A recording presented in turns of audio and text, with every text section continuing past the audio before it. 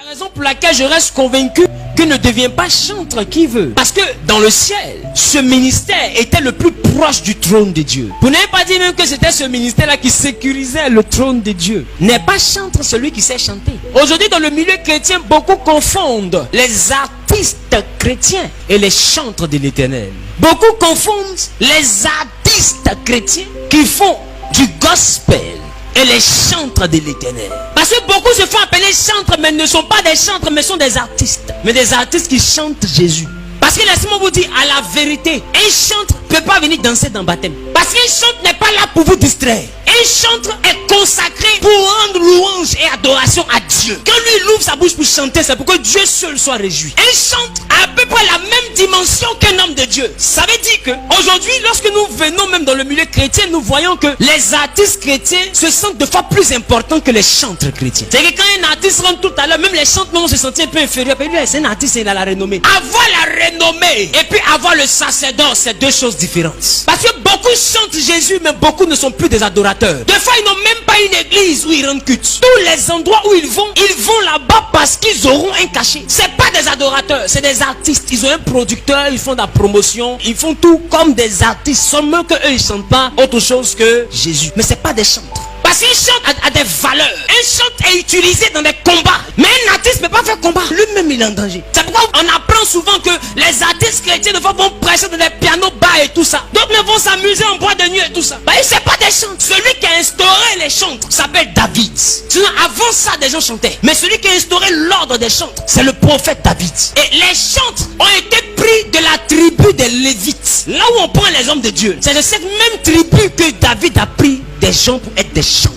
Ça veut dire qu'ils ont reçu la même onction que les hommes de Dieu. Ça veut dire que par les chants, ils peuvent faire des délivrances. Dieu peut opérer des miracles. Par les chants, ils peuvent convertir des gens. Les chants sont des messages qui ont l'onction au même titre que des prédications. C'est la raison pour laquelle parler en guerre, Dieu a demandé à ce que les chantres soient devant. Parce que les chantres avaient l'onction. Ne confondez pas les artistes chrétiens et les chantres de l'Éternel. Normalement, dans le temple, qu'un artiste même arrive, il doit s'asseoir là-bas. Il ne doit pas monter là où les chantres arrivent. Parce qu'il n'est pas chantre qui veut. Mais aujourd'hui, dans les églises, on a des chantres qui ne prient pas, qui ne gênent pas. Tout ils savaient, c'est exercice de voix.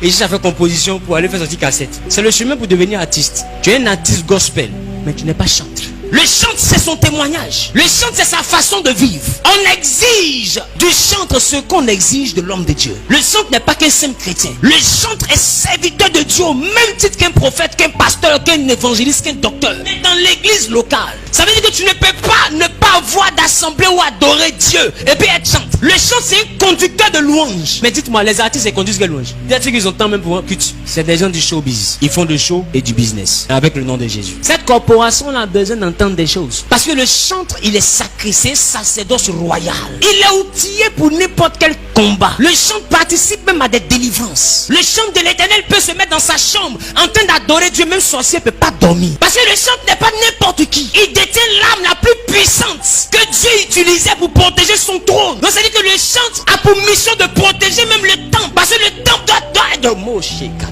être environné d'une louange et d'une adoration pure pour que les fondements puissent tenir. C'est la raison pour laquelle quand Satan veut attaquer les églises, majoritairement il attaque les chantres.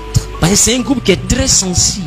S'il réussit à les toucher, il sait qu'il a touché le cœur de l'église. Aujourd'hui, beaucoup écoutent, beaucoup attaquent, beaucoup également vont vers les hommes de Dieu, mais peu s'intéressent aux chantres. Or, si l'église va mal aussi, que les miracles diminuent, c'est aussi en partie à cause des chantres.